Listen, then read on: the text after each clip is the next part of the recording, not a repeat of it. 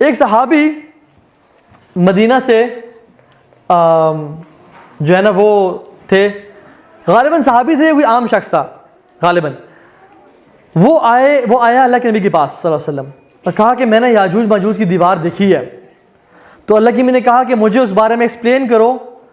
तो उसने कहा कि it's like a striped garments which has black and white stripes on it.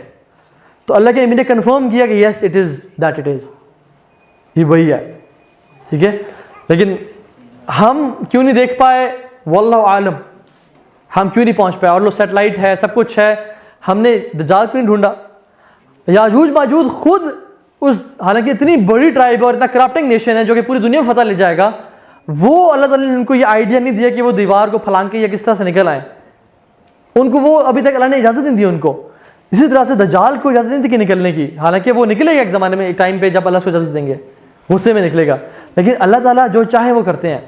अगर हमने उनको अभी तक नहीं देखा या फॉलो नहीं किया या उस तक नहीं पहुंचे, तो ये अल्लाह ताला के प्लान्स में से एक प्लान है। कुरान में सूरह हज की पहली आयत है, या अय्युहन्नासु इत्तक़ू रब्बकुम इन्ना ज़ल्ज़लतस्साअति शैउन अज़ीम।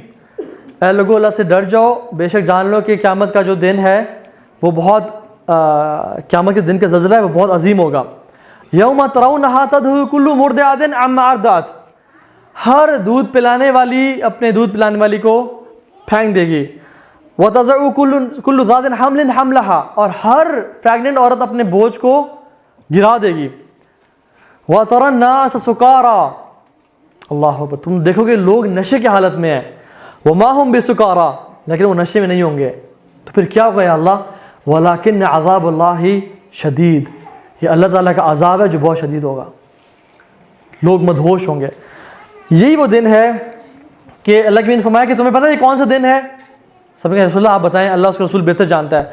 फरमाया कि ये वो दिन है कि जब आदम अलैहिस्सलाम को अल्लाह ताला कहेंगे कि ए आदम, अपनी ज़ुर्रियत में से जहन्नम का हिस्सा अलग कर लें। तो आदम कहेंगे अल्लाह आप आलिमुल गैब व शहादा हैं, आप जानते हैं कि वो कौन है, मुझे इंस्ट्रक्ट करेंगे वो कितने लोग हैं। तो फरमाया कि हर 1000 में से 999 को जहन्नम में डाल दिया जाएगा और एक जन्नत में होगा।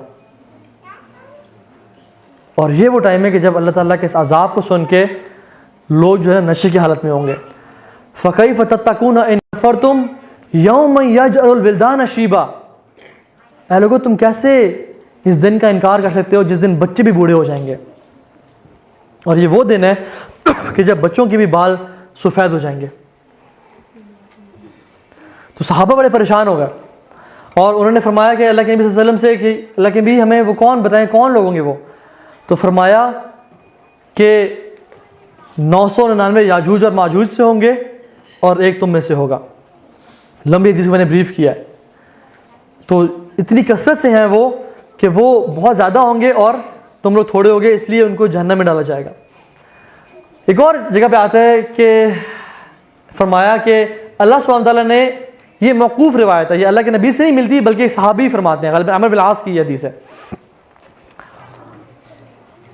अब्दुल्लाह बिन अमर कहते हैं कि मैंने अपने वालिद साहब से सुना, अमर बिन आस से, और ये वो कह रहे थे कि अल्लाह ताला ने पूरी क्रिएशन को 10 हिस्सों में डिवाइड किया। 9 हिस्से एंजल्स के और 1 हिस्सा बाकी क्रिएशन का।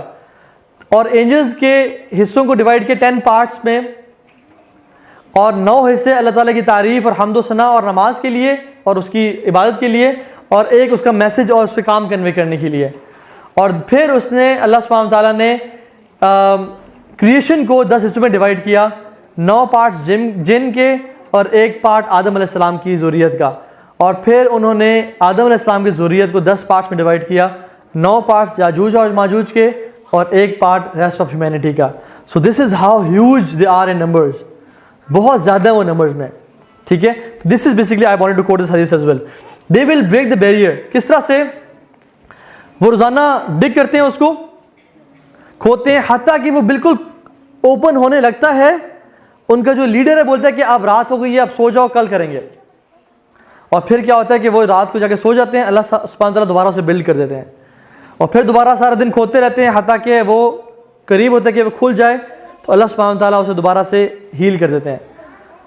तो एक दिन, ये सही रवायत है, उनमें से शख्स कहेगा कि हम कल करेंगे इंशाअल्लाह।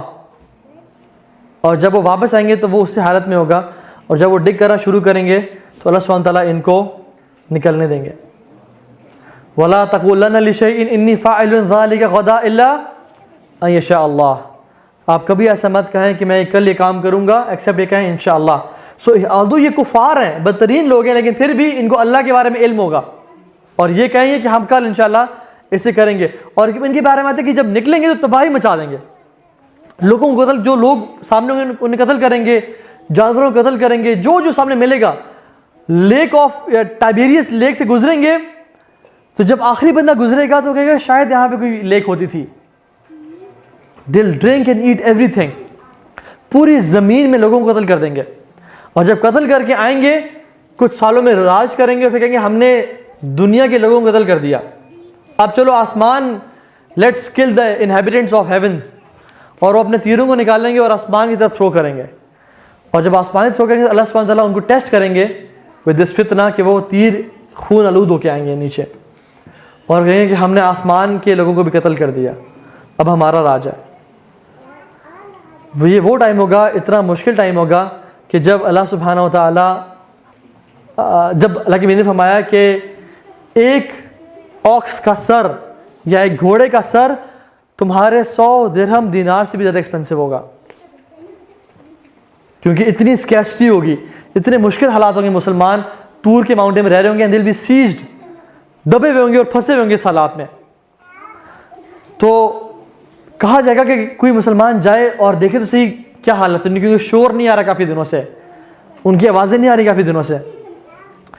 तो बड़ी इसमें बहस चलेगी कौन मुसलमान जाएगा। तो एक मुसलमान अपने आप को वॉलंटियर करेगा मौत के लिए कि चले मैं आपके लिए, अगर मैं ना आया वापस तो समझ लें कि मैं मर जाऊंगा, क्योंकि गोइंग आउट मीन्स डेथ। वो वॉलंटियर करेगा और जब वो निकलेगा तो वो देखेगा कि it will be all dead bodies, हत्ता कि एक हाथ के बराबर भी हिस्सा नहीं होगा जहां वो जो जगह खाली हो।